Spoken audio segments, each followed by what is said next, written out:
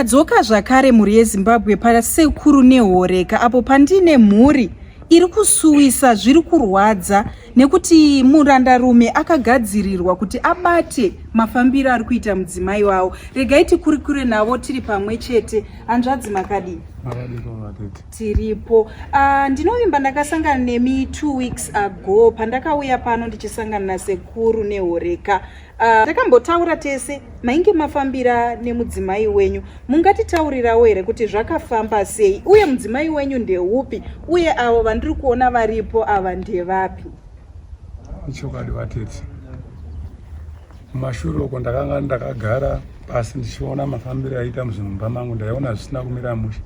Uye mukudairirwa kwangu chaiko ndaitoona kuti madairi anoita mudzimai haasiwo madairiro andiita pakutanga tichidanana zvakanaka. Uye pakugara kwake pasi ndakaona kuti pamwe pacho pendaifona foni chaiyo yanga yakusingachatodairwe zvekumwini apo ndiri kubasa kazhinji kacho. Saka ndakati regai ndione zviri kufamba sei. Pamwe pacho nyama dzangu dzaingonditaura kuti muzviroto chaimo ndaigona kutorota ndichiona mufambiro kuti mudzimai wangu hauna kumira mushe. Saka inini ndinogutsikana nezvandina kurota mukati mehope dzangu kana kuti mwiri wangu chaiyo ndinototi kana ndarota kana ndaita chimwe chinhu ndinotonzwisisa kuti pane zviri kuitika. Saka ndakati regai ndimbozvitsvage ndimboona chii chiri kumbotora nzvimbo. Ndomukuzofunga ndikati ndakandamunzwa kuti kuna kwasekuru naHoreka ndikati regai ndimboendako. Ndomukufamba ndega handina kumbotaura kuti ndichambodai kana kudini. Ndakangomuka ngwanani ndikafamba ndikaenda ndikasvika ndazosvika pano pasekuru naHoreka.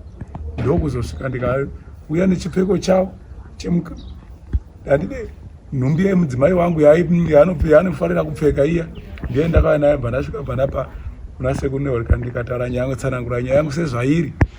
Sekuru naHoreka akati hazvinetsi muzukuru wangu, mira ndichengete nhumbi yake iyoyo ndichaingazosvika wabata chokwadi chizere. Ndakataura ndirimo ndikati munhu iyeye anofanira mukadzi mudzimai wangu ndoda kuti ndizvibatire pachena ndega kuti iye ari kubva haasi kufamba zvakanaka. Uyezve murandarume ari kufamba nemudzimai wangu ndoda kuti ndizvibate kuti ndiani murandarume iyeye. Saka ndakati wanofanirwa kuti wazouye pano wadure wega kuti ndisu tiri kuzviita hatisi kufamba zvakanaka, tisi tiri kuita gumbo kunze. Mhuri yeZimbabwe inyaya inosuwisa. Alright, hanzvadzi munganditsanangurira kuti mudzimai wenyu ndeupi apa pamadzimai vaviri vari pakati apa? Mudzimai wangu ndiye ndagara napedyo naye uye ava sekumuzunzwa kwangu ndanzwa kuti ndivatete wemuye waJakobho yeye. Alright. So regai timbobvunza tete makadii? Tiripo yedu. So ndingabvunza mudzimai wekubatwa zvii zvamasangana nazvo zvaita kuti mutende kana kuti handizivi kuti masiyana kana kuti chamasangana nacho chamunoda kutaurira mhuri yeZimbabwe kuti taite dambudziko rakati nekuda wekusangana naJakobho. Chii chakusimudzai kuti muteere murume wenyu kuuya kunoko? Ndingangoti chokwadi chinhu zvakaitika tinokanganisa ndakatadza. Okay, mungasimudza voice. Chakaitika ndechekuti ndofunga patone zvokuma 8 or 9 days ndakangotanga kuenda kuperiod ndakatanga kurwadziwa pazasi peguvhu. Ndichirwadziwa pazasi peguvhu but marwadziro acho anga asiri emanormal periods angu plus madays acho anga asiriwo. Ndopa ndakatanga kubleeda but blood racho raibuda rakawandisa. Ndakambotanga ndichanyarara dzamara ndazotofona vangu vasiri kunoko vangu vari kubasa. Chibva ndafona ndikati ndiri kubleeda but mableediro andiri kuita asiriwo andinosimboita. Zvikanzi mazuva ako neasiyana ndikati handisi kuziva pamwe kungochinjawo kwemadays. Zvikanzi alright.